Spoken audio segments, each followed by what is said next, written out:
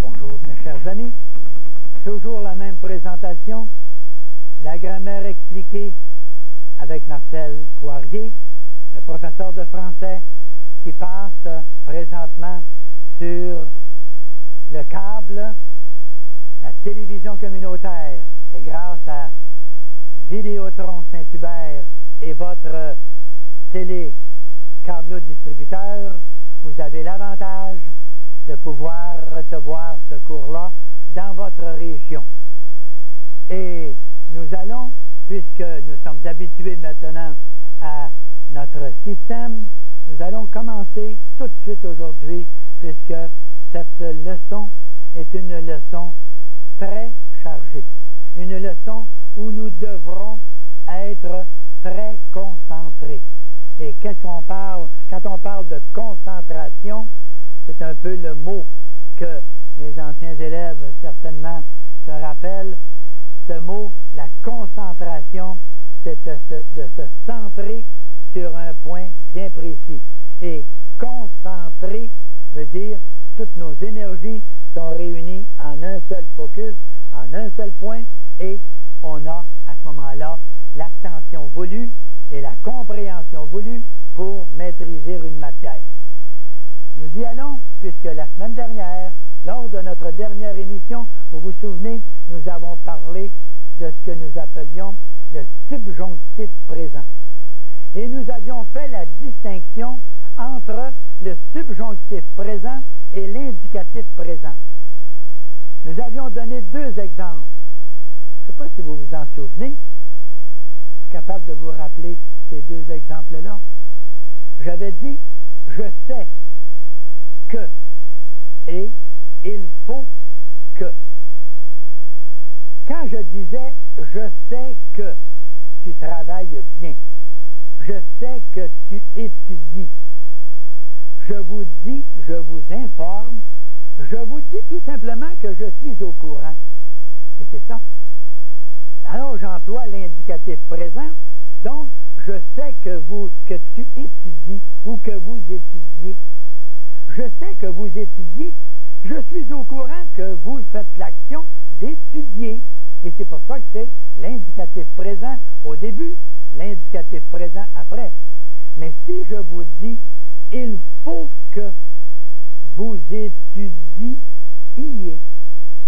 que vous étudiez, le verbe étudier, et on enlève le ER et on ajoute les terminaisons EES, EENT, et les deux du pluriel, IONS et IEZ. Mais étudie, IONS, ça fait étudie-ion. Et si c'est étudier, étudie-ier, il y a deux I côte à côte. Alors à ce moment-là, il faut que vous étudiez. Jetez tout simplement un tout petit coup d'œil ici sur l'explication qui est donnée dans votre grammaire expliquée. Regardez bien, vous avez ici le subjonctif. Vous avez en bas, non pas le subjonctif, si on peut grossir ceci, on va aller voir immédiatement cette partie, cette phrase. Je sais que tu entrevois, voyez-vous, je sais que tu entrevois une solution. Je sais, l'indicatif présent, que tu entrevois, indicatif présent, écrit en dessous. Ça, c'est très clair, ça. Tournons la page. Allons voir à la page suivante. Regardons le haut de la page. Regardons bien le haut et allons voir ce qu'on dit. On nous dit, je souhaite que tu entrevois bientôt une solution. Je souhaite que. Ça, c'est un désir, c'est un souhait. Alors, quand on dit « je souhaite », c'est un indicatif présent. Mais quand je dis « je souhaite », je vous indique, mais avec un désir ou une obligation, un souhait, un espoir, une sorte de sentiment que. Et c'est une sorte d'obligation, quoi. Quand je vous dis « je souhaite que », c'est une sorte d'obligation. Et quand vous le lisez, et regardez votre page, la page 74, dans votre grammaire, vous avez « je souhaite que tu entrevois ». Et pourquoi ai-je écrit entrevoix, V-O-I-E-S? Et c'est marqué en dessous la flèche subjonctif présent. Parce que, regardez le mot souhaite, il veut dire quoi, lui? C'est un désir, un souhait, un espoir, une obligation. On amène à ce moment-là le subjonctif qui est tout juste placé à côté. Alors le que est là, mais à l'occasion, le que n'amène pas un subjonctif. Cela dépend de ce qu'il y a à l'avant. Si vous regardez juste à l'avant, tantôt ce que je vous disais avant de tourner la page, je sais que tu entrevois. Donc, je suis au courant que tu entrevois, V-O-I-S. Mais quand on dit « il faut », je souhaite que tu entrevois, on a V-O-I-E-S. Pourquoi E-S? Parce que les terminaisons des subjonctifs, vous vous en rappelez, E-E-S, E-E-N-T, que c'est facile, les mêmes que l'indicatif. L'indicatif présent des verbes en E-R, E-E-S, E-E-N-T. Et les deux du pluriel, I-O-N-S et I-E-Z. Alors, je souhaite que nous entrevoyions entre V-O-Y, I-O-N-S. Parce que entrevoyions, le A-N-T de entrevoyant, A-N-T est enlevé et on a remplacé I-O-N-S. Alors, c'est tout simplement comme ça. Et quand vous lisez ensuite le texte, bien, on va expliquer tout simplement qu'est-ce qu'on a fait et qu'est-ce qu'on a réalisé. Qu'est-ce qu'on a fait? Regardez, je ne vous ferai pas le lire, mais juste simplement pour réaliser le paragraphe suivant. Qu'est-ce que je dis?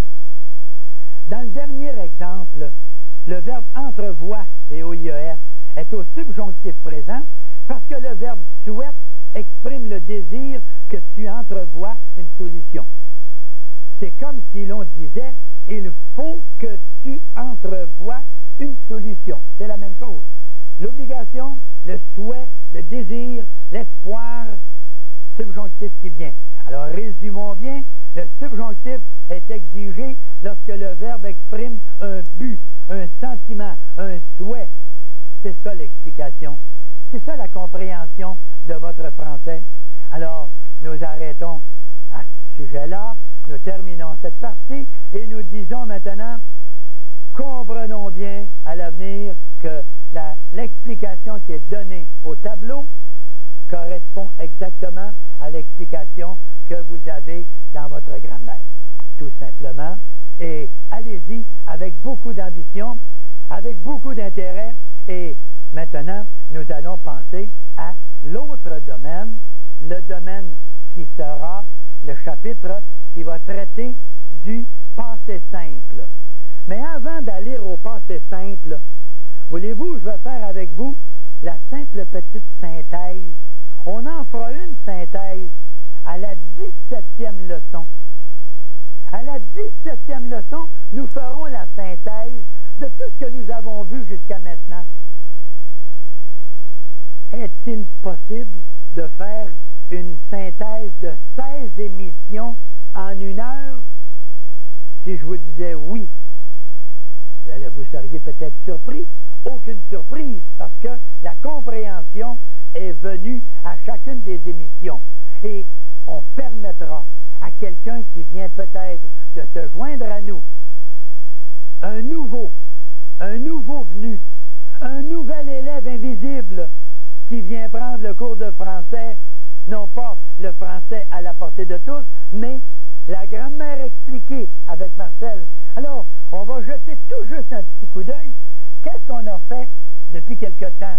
On a dit que l'indicatif présent amenait l'impératif présent. Nous avons, par l'indicatif présent, l'impératif qui a été formé. Alors, tu aimes, A-I-M-E-S, aime, A-I-M-E, mais on élimine le S qui est ici. Aimons, aimer, aimons, aimer. Donc, c'est la même chose. Alors, l'impératif présent est venu par l'indicatif présent, tu aimes. Bon, voilà pour le premier. On se souvient, pour ceux qui l'ont déjà vu, ceux qui ne l'ont pas vu et qui commencent, vous voyez tout de suite, on retrouve ça dans la grammaire, l'infinitif présent, les verbes en ER, en IR qui font ils sont, et en TIR, qu'est-ce qu'on fait? On ajoute les terminaisons, j'ai, tu as, il a, et on ajoute ceci, je finirai, tu finiras. Au conditionnel, je finirai. Alors, le futur simple et le conditionnel, infinitif présent à tous les professeurs qui actuellement sont aux écoutes, et aux élèves qui écoutent l'émission, vous pouvez dire à votre professeur, prendons ça en note, François, Louis, je ne sais pas, Marie, Céline, prendons ça en note et demande-nous ça. Ça va être des questions de récitation, ça, des récitations hebdomadaires. On en fait, j'espère, des récitations hebdomadaires à l'école. Alors, ces récitations hebdomadaires, qu'est-ce que l'infinitif présent a formé? Il a formé le futur et le conditionnel. 10 sur 10. À ce moment-là, allez chercher le futur et le conditionnel avec l'infinitif présent des verbes en ER, en IR, qui font ils sont, et en TIR. Et pour les verbes en RE, qu'est-ce qu'on fait? On enlève le E et on ajoute les terminaisons du verbe avoir et avoir à l'indicatif présent j'ai, tu, as et là, alors, etc. Et on a à ce moment-là le verbe vendre, je vendrai, tu vendras, il vendra, etc. Le conditionnel, je vendrai, tu vendrais, il vendrait. Le conditionnel est formé par l'infinitif présent. Et le participe présent a formé l'indicatif présent pour ONS, EZ et ENT, pour les trois personnes du pluriel. Et il a formé l'imparfait encore en enlevant le ANT. On enlève le ANT et on ajoute les terminaisons de l'imparfait AIS, AIS, AIT et etc. Comme ça, IONS. L'autre ensuite, le subjonctif présent, qu'est-ce qu'il a fait, lui? Le subjonctif présent venant du participe présent, entrevoyant. On a vu l'exemple il y a un instant. Entrevoyant. Enlever le ANT. Qu'est-ce qu'on va ajouter? Les terminaisons E, ES, E, IONS, IEZ et ENT. EES, E et ENT, les quatre de l'indicatif, IONS et IEZ, les deux de l'imparfait. Alors, les deux de l'imparfait, entrevoie, qu'est-ce qu'on fait à ce moment-là? Le Y se change en I pour V-O-I-E. V-O-I-E-S. V-O-I-E. Mais quand on revient à I-O-N-S, on devra enlever le I et on devra laisser V-O-Y, I-O-N-S. V-O-Y, I-E-Z. Et quand on reviendra V-O-Y-E-N-T, le Y se changera en I et on aura qu'ils entrevoient V-O-I-E-N-T. Et c'est tout simplement ça. Alors, on a retrouvé le participe présent qui a formé les trois temps, indicatif présent, l'imparfait de l'indicatif et le subjonctif présent. Une autre question qu'il faut poser, ça, dans la récitation quotidienne. À la récitation quotidienne ou la récitation hebdomadaire, vous arrivez à cette explication. Après ça, vous dites, à toutes les semaines, je pose ma petite question très, très simple. Qu'est-ce que le participe présent a formé? L'indicatif présent, les trois personnes du pluriel. Le deuxième, l'indicatif imparfait et le subjonctif présent. Et après ça, vous allez simplement aux terminaisons et vous avez toujours tous vos accords parfaitement bien avec combien? 4500 verbes pratiquement qui sont réalisés en l'espace de quelques leçons. L'autre maintenant, et on arrive au passé simple. Disons tout de suite que le participe passé, lui, aura formé tous les temps composés et nous allons le voir tantôt après la petite demi-heure. Alors, quand on aura fait notre petit mot de français, nous arriverons au participe passé, les temps composés. Qu'est-ce qu'il reste encore maintenant à faire? Il reste ceci. Et il reste ceci, j'élimine tout ce que je viens de résumer. Et en enlevant ceci, je dis maintenant, il nous faut comprendre une chose, c'est que le passé simple. Et le passé simple, vous l'avez ici au tableau. Le passé simple a formé le subjonctif imparfait. Le subjonctif imparfait été formé par le passé simple. Quelqu'un va peut-être me dire, oh là là, Marcel, qu'est-ce que c'est ça, le subjonctif imparfait? Quand est-ce que c'est qu'on rencontre ça? Moi, j'ai pratiquement jamais vu ça, le subjonctif imparfait. C'est vrai que ce n'est pas un verbe que nous employons souvent. On va peut-être avoir ça 0,5% des fois, même pas. Est-ce que c'est important de l'expliquer? Je vais vous dire très honnêtement, il y a une chose qui est importante, c'est que comme je donne le cours, non pas seulement à des élèves de fin de primaire et débutants de secondaire, mais je donne le cours à des élèves de secondaire avancé, de secondaire 3, de secondaire 4, de secondaire 5, ou encore des élèves du collégial, ou encore des élèves qui sont des universitaires. C'est important qu'ils aient le subjonctif imparfait venant du passé simple. Et si je ne donne pas cette explication, je sais que bon nombre d'élèves vont se retrouver dans des mauvais draps parce que c'est du programme de secondaire avancé et de cégep et d'université. De cégep et d'université, c'est sûr que le collégial et l'université, ce ne sont pas eux qui doivent enseigner les bases de la grammaire française. Les bases de la grammaire française viennent du primaire, viennent du secondaire 1, du secondaire 2, secondaire 3, 4 et 5. Ici, il n'y a pas de secondaire, il n'y a pas de cours de français grammatical à faire là. Vous allez peut-être me dire, mais pourtant, Marcel, dans notre université, nous autres, ou à notre collégial, sais-tu qu'on a des cours de français grammatical? Je vous comprends, monsieur. Je vous comprends, mademoiselle. Mais quelle est la raison pour laquelle on doit donner un cours là? Parce qu'on ne l'a pas enseigné quand c'était le temps. Parce que la secondaire 5 a dit, c'est la faute à secondaire 4. C'est eux autres à apprendre ça, c'est pas à moi de l'enseigner. Le secondaire 4 a dit, ça, cette matière-là, c'est pas à moi de l'enseigner, c'est le secondaire 3, ça. L'autre arrive en secondaire 1 et il dit, les participes passés, ça c'est censé être vu en 6e année, ça. Pas nous autres d'avoir le participe passé. L'indicatif présent, on n'est pas pour expliquer les terminaisons de l'indicatif. Nous autres, on a un programme de secondaire 1. Alors, on n'explique pas ce qui s'est passé en 6e, on ne fait pas de synthèse de 6e, et on se retrouve à la fin du secondaire avec quoi? Risque d'échec. Et quand des individus arrivent au cégep et à l'université, ils se retrouvent, ils sont obligés de suivre un cours de grammaire. Cours de français écrit. Regardez, dans tous les cégeps et les universités, vous avez des cours de récupération. Récupérer, ça veut dire quoi, ça? Vous savez ce que ça veut dire, hein? Récupération. On va chercher ce qui a manqué. On va chercher tout ça, puis on rapporte ça. On rapporte ça pour avoir quelque chose de plus clair, plus concret. Alors, la récupération se fait au cégep, alors qu'elle devrait se terminer. Ça devrait avoir lieu, ça, secondaire, primaire et secondaire, et régler le problème de toutes ces bases. Alors, le secondaire, à la fin du secondaire, on parle du passé simple qui nous amène le quoi? Qui nous amène le subjonctif imparfait. Alors, il va falloir simplement qu'on en donne une explication, peut-être un peu rapide. On n'entrera pas trop tôt dans les détails, mais si, par exemple, madame ou monsieur, qui avez 60, 70, 75 ans, et qui suivez le cours, parce que je le sais, je pourrais vous donner des noms, mais disons que je ne nommerai pas, par exemple.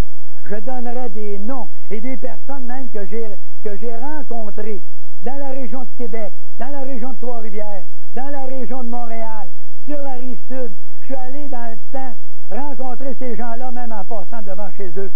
Les gens m'avaient donné leur téléphone, le numéro de téléphone et leur adresse. L'année dernière, je suis allé les saluer. Il y en a qui ont 70, 75 ans. Peut-être que le subjonctif imparfait, qui revient peut-être 0,5% des fois, vous comprendrez avec moi que ce n'est pas important peut-être pour vous. Mais pour la personne qui va passer un examen, comme par exemple des individus comme Stéphane Etier, par exemple, ou Pascal Lefrançois, qui sont allés, par exemple, à la dictée de Bernard Pivot, la fameuse dictée internationale, là, la francophonie, ils devaient avoir leur subjonctif imparfait parce qu'à un moment donné, accent circonflexé à la troisième personne. Et ceux qui ne l'avaient pas avaient échec. Bravo, bravo, Jean-François Blot. Bravo, Stéphane Etier. Pascal Lefrançois. Les années dernières, vous avez fait honneur au Québec. Aujourd'hui, on va tenter de donner la chance à ceux qui ne l'ont pas eu de pouvoir comprendre leur subjonctif imparfait.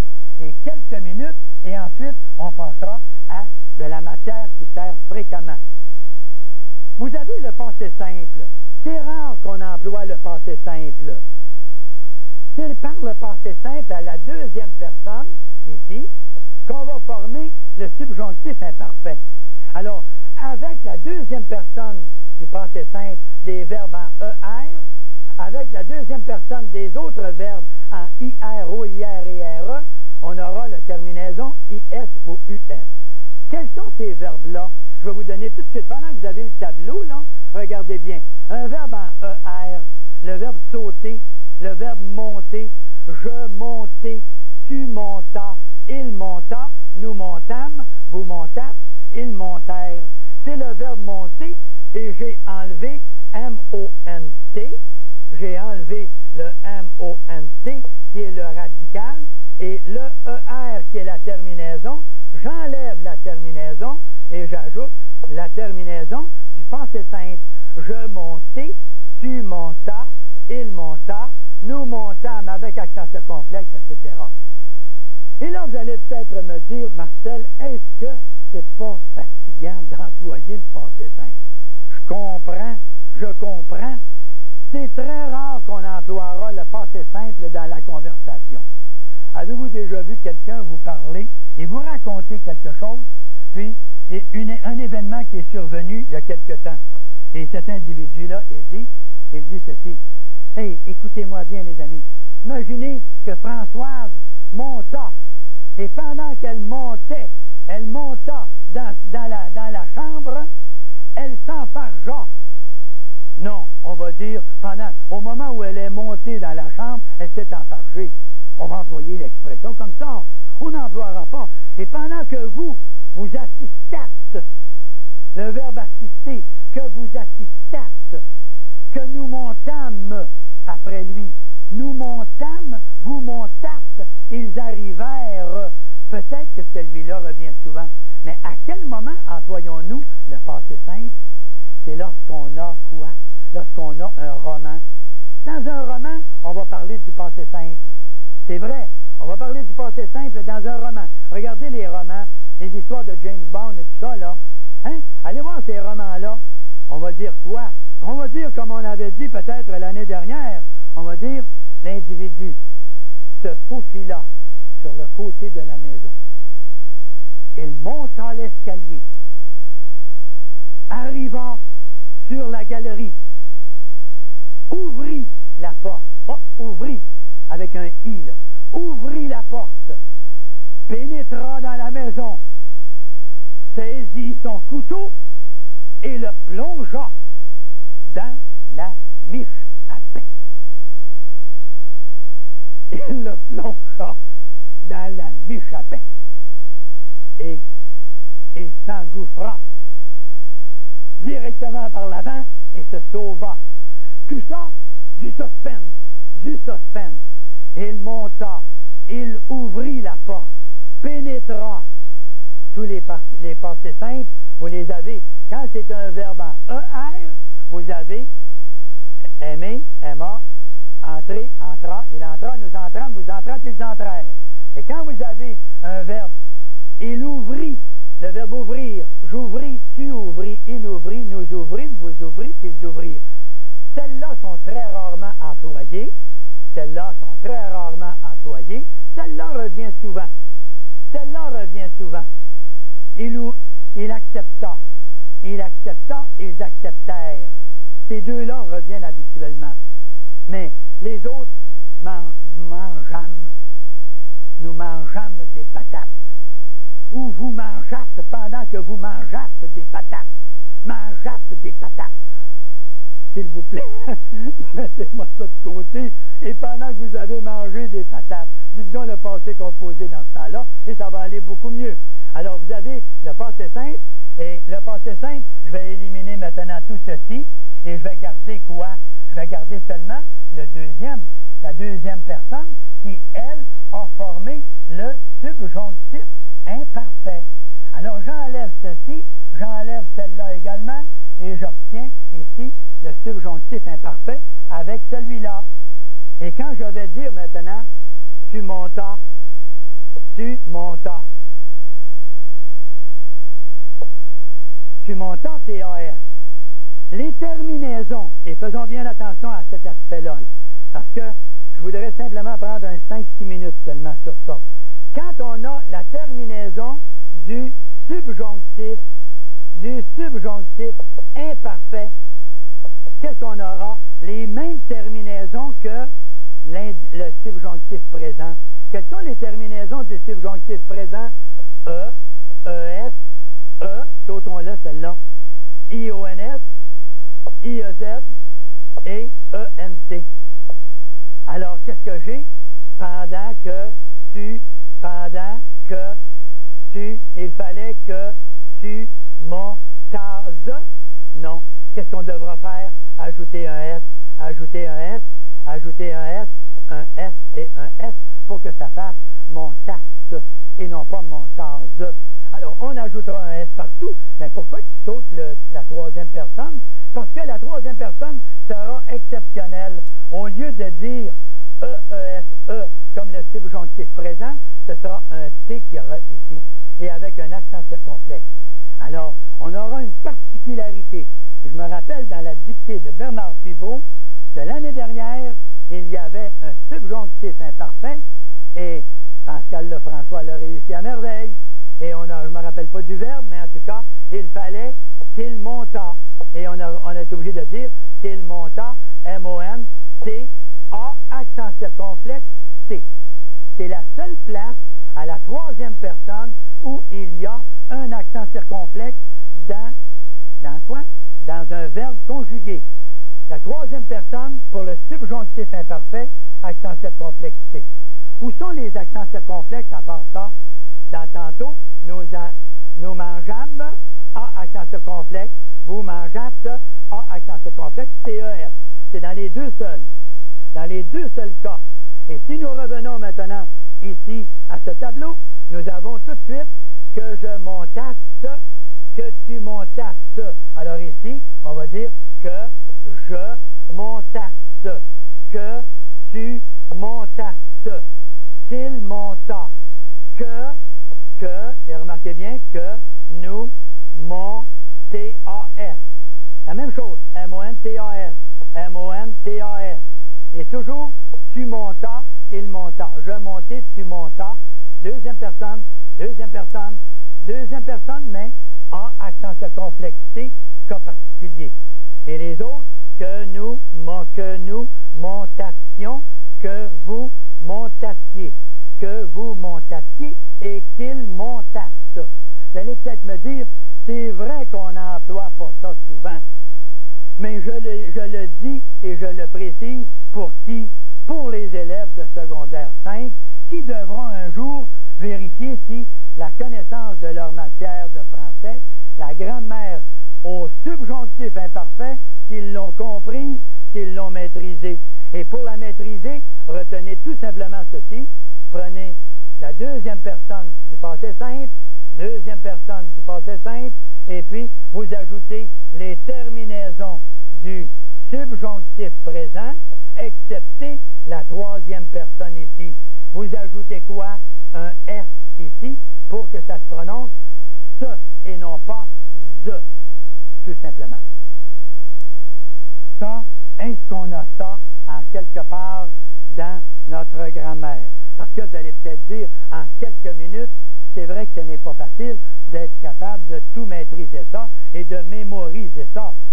Est-ce qu'on a ça dans la grammaire?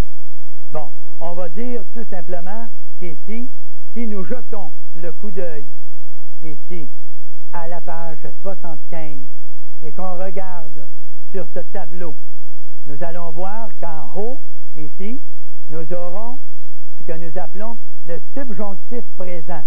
Que je crie, que tu cries, qu'il crie, que nous crions. Mais en dessous, qu'est-ce que j'ai? Le passé simple. Et le passé simple, qu'est-ce que c'est que je vais faire? Je vais dire à ce moment-là, le passé simple, les terminaisons que je viens de vous présenter au tableau, exactement ces mêmes terminaisons-là.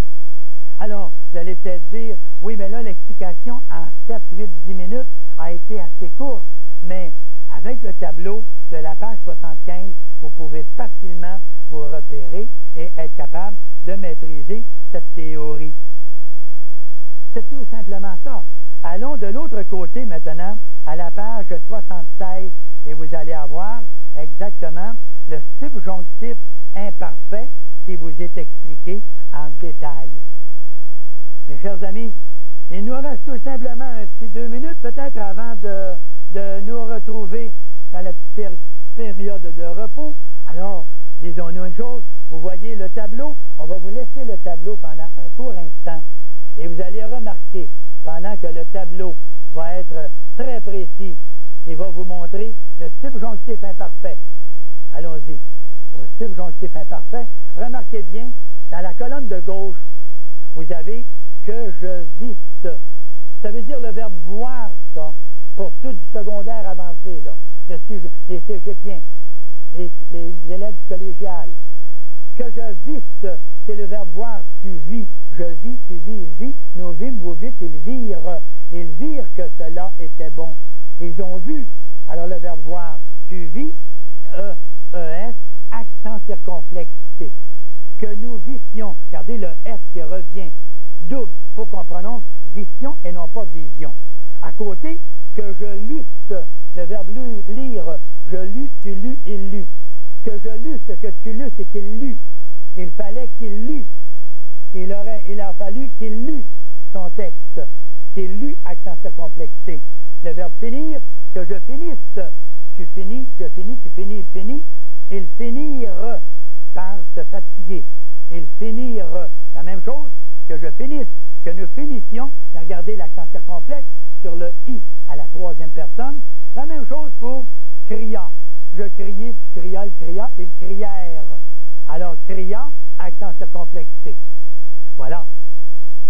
Tout ça pour dire que le verbe subjonctif imparfait, c'est peut-être la seule partie de la grammaire française qui me cause des ennuis.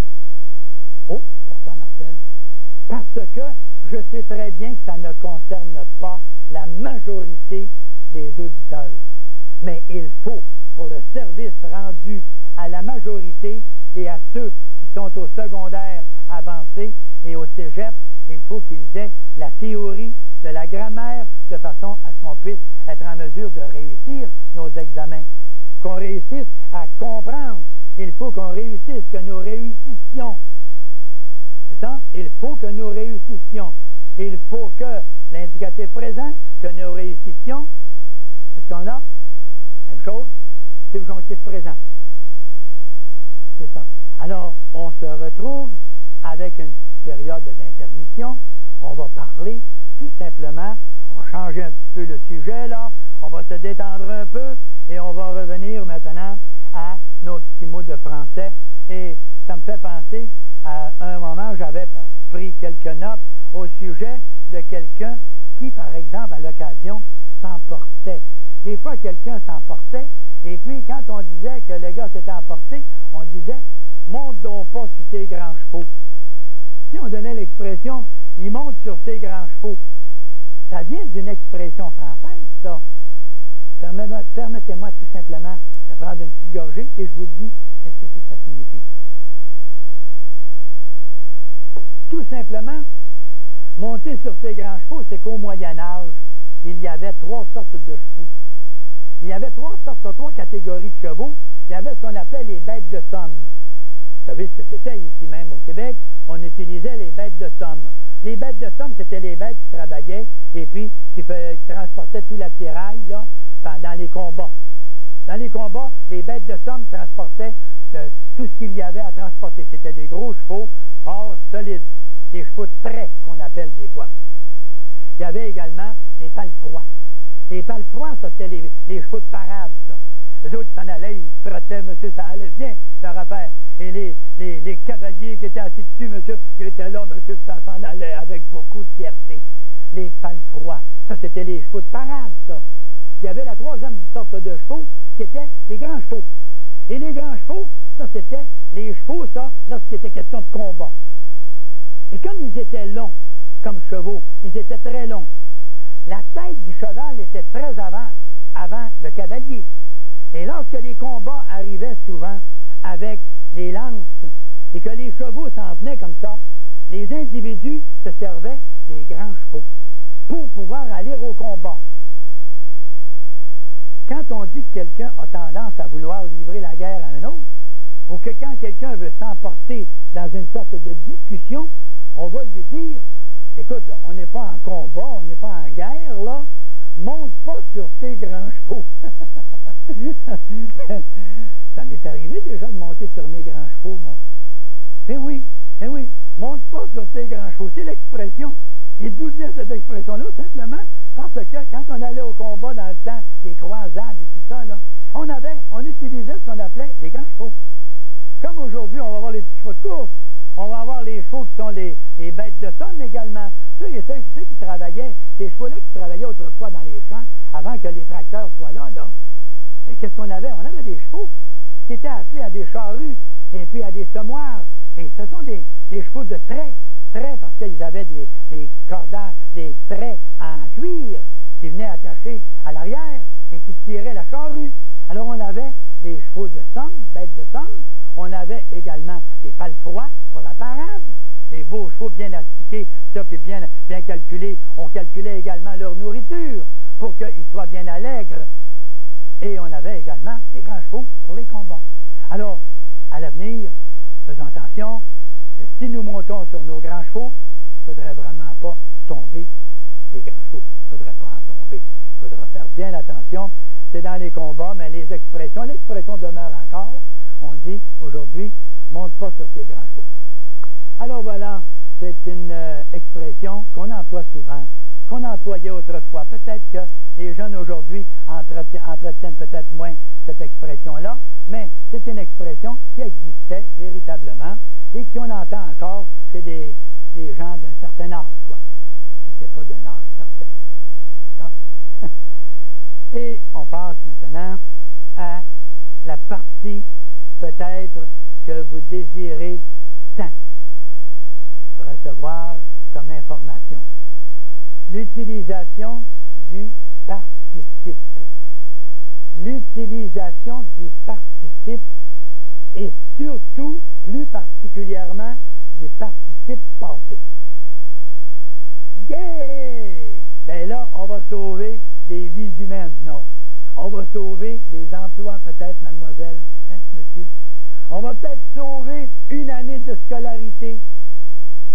Pour quelle raison? Ah, moi, les participes passés, moi, je comprends vraiment pas ça.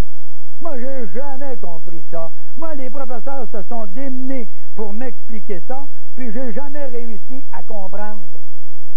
Mais voulez-vous, je vais vous faire un pari. Moi, je vais vous faire un pari, mes amis. Je vais vous faire le pari que quand je vais avoir terminé la prochaine leçon, cette leçon-ci, et la prochaine leçon, moi, je vous garantis que vous comprenez vos participes passés dans les cas les plus urgents. Il y aura, à la 18e et 19e leçon, des cas particuliers de participes passés. Mais pour bien... Oh, quel cas, par exemple, Marcel? Ben, je vais vous les donner tout de suite. Les participes passés des verbes pronominaux. Ah, moi, je m'arrache les cheveux. À chaque fois que j'ai un participe passé de verbes pronominaux. Pour être capable, la 18e et la 19e leçon, de maîtriser vos participes passés des verbes pronominaux, soyez attentifs.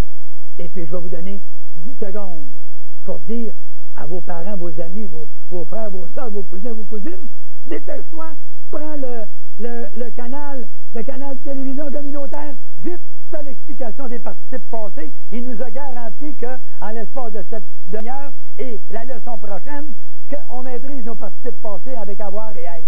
C'est vrai. Dites-leur ça, là. 10 secondes. Je vous laisse ça. Pendant ce temps-là, je vais effacer mon tableau, parce que là, on va s'en aller au tableau et on va travailler directement au tableau pour d'ici la fin de notre émission. Alors, je m'en vais, moi, tout simplement effacer ce que j'ai présenté du côté des participes, le subjonctif imparfait. Et maintenant qu'on sait à quoi ça consiste, on peut vraiment le revérifier à l'intérieur de notre grammaire, sans qu'on l'explication. Et le participe. Là, on parle d'un mot qu'on ne comprend pas souvent. On ne comprend pas souvent le mot participe. Et on ne s'est peut-être jamais arrêté à ce que c'est que le participe. Quand je dis que j'emploie le participe passé, c'est que je vais me retrouver habituellement avec un problème de « et » accent aigu ou un problème de « ER ». Quand c'est « ER », vous savez très bien que c'est l'infinitif présent. Tandis que « et » accent aigu, ce sera quoi? Ce sera le participe passé. Je mets ces deux mots-là bien clairs et bien concrètement parce que c'est là que les individus essaient de se débrouiller. Quand on a le participe passé, qu'est-ce qu'on a fait? Quand j'ai participé à l'action de transporter du matériel dans le camion, j'ai transporté le matériel. Quand je dis « j'ai transporté », vous savez très bien qu'il y a trois temps précis qui désignent le temps présent. Le temps passé, le temps futur. On ne peut pas avoir d'autres temps que les temps présents, passé, futur. Essayez de me trouver un temps en haut et en bas, ou en avant ou en arrière, vous ne l'aurez pas. Vous avez le temps présent, ça veut dire à l'heure actuelle. Le temps passé, tantôt quand j'expliquais le subjonctif imparfait, ça c'est un temps passé. L'action a eu lieu dans un temps passé par rapport au moment présent. Et le temps futur, c'est quand viendra dans quelques minutes l'explication avec le tableau détaillé. Ça c'est dans un temps futur. Donc, il n'y a pas d'action passée si je parle de futur. Mais non, je vais avoir le temps présent, l'indicatif présent, l'imparfait.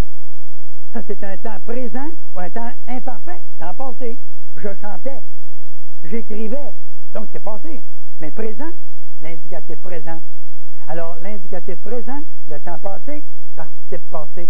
Pourquoi participe passé? Parce que quand je vous dis, moi, j'ai expliqué le verbe à l'indicatif présent. J'ai expliqué, c'est au début de la leçon, c'est la semaine dernière, c'est il y a 15 jours. Donc, j'ai participé. Comment j'ai participé?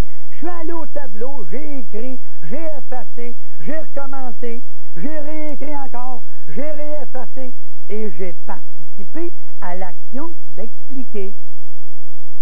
Alors, vous vous retrouvez avec quoi? Vous vous retrouvez tout simplement avec deux mots. Un mot qu'on va appeler l'auxiliaire et le deuxième, le participe passé.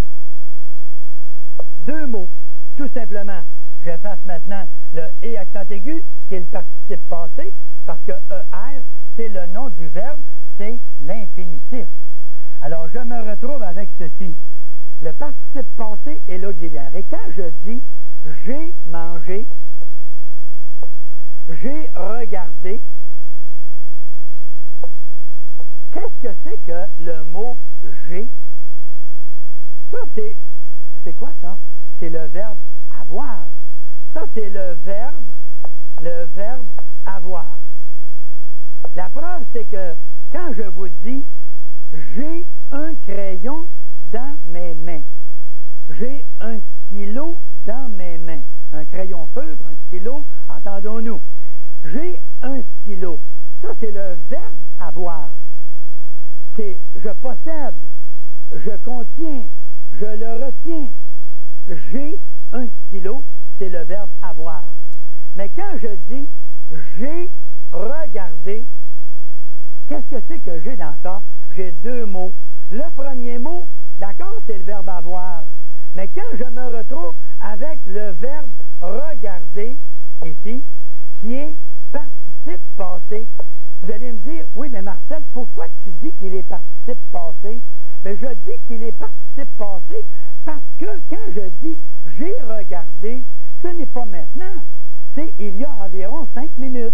Et il y a 5 minutes, j'ai placé mes lunettes et j'ai dit « j'ai regardé la caméra et je vous ai parlé directement tantôt.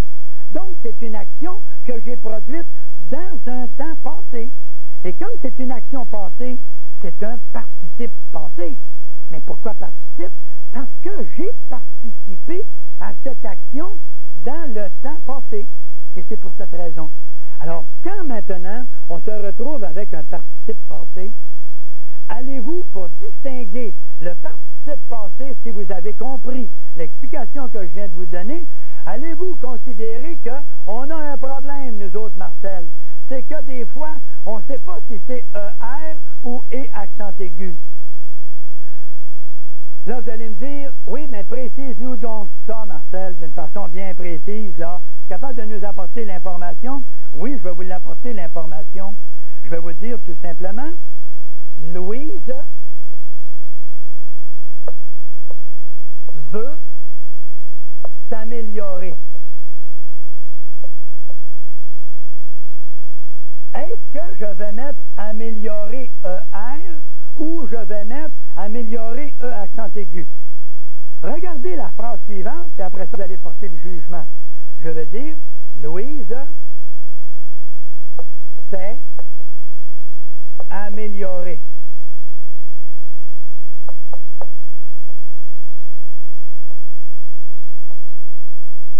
Vous allez poser la question, vous allez peut-être me dire maintenant, Louise s'est améliorée, et vous allez dire, pourquoi Marcel as-tu mis accent aigu E? Parce que, tout simplement, je vais vous poser la question, quand je dis Louise s'est améliorée, est-ce que l'amélioration, elle a eu lieu dans un temps passé? Oui, elle a eu lieu dans un temps passé. Si elle a eu lieu dans un temps passé, alors à ce moment-là, je vais dire que ça va être un participe passé. C'est un temps passé, donc c'est une participation à l'amélioration. Louise a fait une amélioration, elle a participé dans un temps passé, donc c'est amélioré, accent aigu, E. Et on verra la raison pourquoi on mettra un E ici. À cause du verbe être ici, qui n'est plus le verbe être, parce qu'il est avec un autre verbe, donc on va appeler ça ici un auxiliaire.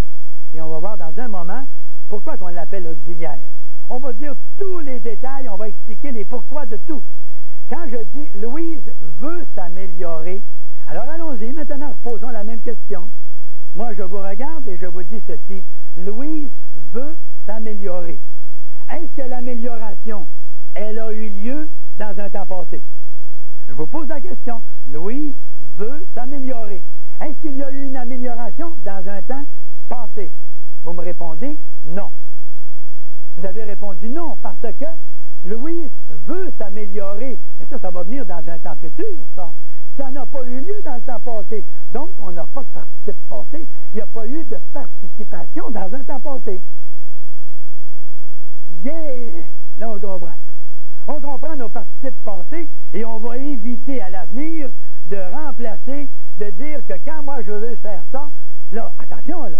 Maintenant que vous avez compris, servez-vous de votre bon sens, de votre logique, servez-vous de votre intelligence maintenant. Et vous pourrez dire à vos petits-enfants et vos enfants et à vos frères et sœurs ou à vos amis ou à votre mari ou à votre épouse, vous pourrez lui dire, viens, je vais t'expliquer qu'est-ce que c'est qu'un participe passé. Et là, vous pourrez dire, ici, je n'ai pas de participe passé parce que Louise veut s'améliorer. Il n'y a pas eu de participation à l'amélioration dans un temps passé. Donc, s'il n'y a pas eu d'amélioration, ce n'est pas un participe passé.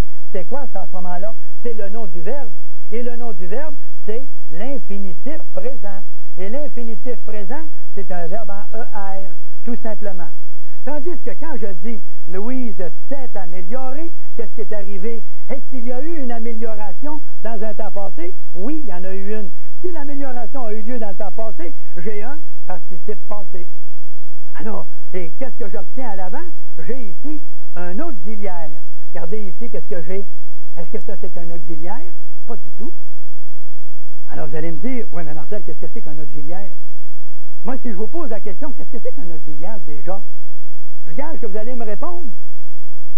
J'ai, tu as, il a. Non, ça, je veux pas ça. Je veux pas que vous me donniez un exemple d'un auxiliaire. Je veux que vous me disiez, qu'est-ce que c'est qu'un auxiliaire? Vous allez dire, un auxiliaire, mais écoute, je suis, tu es, il est. Ah non, c'est encore un exemple, ça. J'avais, non, c'est encore un exemple. Qu'est-ce que c'est qu'un auxiliaire? Allez donc dans un hôpital pour voir. Allez à l'hôpital et vous allez voir, il y a des petites infirmières qui se promènent, là, qui ont des petits casques hein, sur la tête, retenus avec des trombones, là, dans les cheveux. Et à un moment donné, elles partent et elles s'en vont voir son malade. L'infirmière s'en va voir son malade avec ce qu'on appelle la seringue pour une piqûre.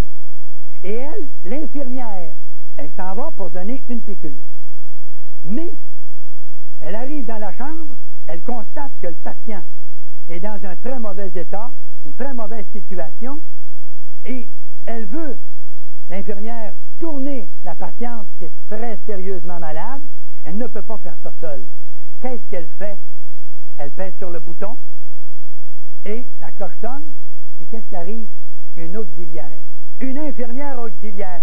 Pas une autre infirmière qui va arriver avec une seringue là, pour une piqûre. Non, non. C'est une infirmière qui vient aider à l'infirmière à donner un soin à un patient. Alors, l'infirmière qui vient aider, c'est une infirmière auxiliaire. Qu'est-ce que c'est qu'un auxiliaire en français? Un auxiliaire en français, c'est un mot qui est ici, qui est le verbe avoir ou être, qui vient aider au verbe améliorer ici, là, à former ce qu'on va appeler un temps composé. Composé de quoi? De deux mots. Le premier mot, l'auxiliaire être, et le deuxième mot, le participe passé et accent aigu. Et c'est ça que ça veut dire, un auxiliaire. Alors, des fois, quelqu'un va peut-être me dire, ça, est-ce qu'on a des explications sur ça? Est-ce qu'on va avoir des explications, Marcel, sur ça? Oui, on va avoir des explications, puisque on va dire à ce moment-là, bien, tout simplement, l'auxiliaire, il me semble que je dis ça en quelque part, l'auxiliaire. On parle de l'auxiliaire en quelque part, et on dit, bien, c'est une personne qui vient d'aider une autre personne à recevoir des traitements. Alors, la personne qui vient aider une autre personne à transmettre des traitements plutôt, alors cette personne-là s'appelle une infirmière auxiliaire. Alors, quand on va rencontrer à l'avenir un auxiliaire avoir, j'ai, tu as, il a, j'avais, tu avais, il avait, et que vous avez un verbe qui suit, par exemple, j'avais réfléchi. J'avais réfléchi, c'est le verbe réfléchir. Est-ce que j'avais réfléchi, l'action s'est produite dans un temps passé? Certainement oui. Si je vous dis, je veux, qu'est-ce que ça veut dire? Ça va arriver tantôt. Je veux, ça veut dire que ça va venir. Alors, je veux réfléchir ou réfléchir. Je veux dire, je veux réfléchir, pas parce que je remplace par vente puis vendu, là. Parce que l'action va avoir lieu dans un temps futur. Elle n'a pas eu lieu dans un temps passé. Alors, quand on va avoir un verbe en « et », si c'est « et » accent aigu, c'est que l'action a eu lieu dans un temps passé. Et si c'est le verbe à l'infinitif, c'est l'action qui va se produire, et on dit quelle action va se produire en la nommant « ER ». Exemple, je veux manger, et j'ai mangé. J'ai mangé, l'action s'est produite dans un temps passé, participe passé. Je veux manger. Est-ce que l'action de manger a eu lieu? Non. Donc, c'est le nom du verbe, c'est le nom de l'action que je vais faire dans quelques instants. Je vais aller manger, faire l'action de manger, ER. Alors, on va éviter cette histoire que quand on a à accorder un participe passé ou à écrire le verbe en « et », on le remplace par « mordre » ou « mordu ». Alors, je dis à un moment donné, on ne remplacera pas par « mordre » ou « mordu », ça n'a pas de bon sens. Ça n'a vraiment pas de bon sens, ça, cette histoire-là. Aller remplacer ça par « mordre » ou « mordu », ça veut dire que quand je vais dire, moi, « j'ai félicité ma femme », je vais être obligé de dire « j'ai mordu ma femme ». Et non pas « j'ai mordre ma femme ». Je vais dire « n'empêche, Marcel, que c'est bien ça quand même ». Mais vous ne trouvez pas ça un petit peu sur les bords, là, un peu trop, hein? C'est qu'on n'est pas capable de se servir de notre intelligence pour dire « j'ai félicité ma femme ». Mais c'est sûr que je l'ai fait tantôt. Je l'ai fait la semaine dernière. Je l'ai fait hier. J'ai félicité. Tandis que si je dis, je veux féliciter ma femme, bien c'est tantôt quand je vais arriver à la maison. Quand je vais me rendre à la maison tantôt, je vais en profiter pour la féliciter. Je vais faire l'action de féliciter ER. Et c'est comme ça que les participes passés vont se comprendre. Et si on comprend nos participes passés comme ça, à chaque fois que vous retrouverez, que vous soyez en 6e année, et là, on va dire ceci, 6e année, on est capable très très bien de maîtriser les participes passés. À quel moment allons-nous les expliquer? Dès la semaine prochaine. Dès notre prochaine émission. Appelez, n'oubliez pas, parents, amis, frères, sœurs, etc.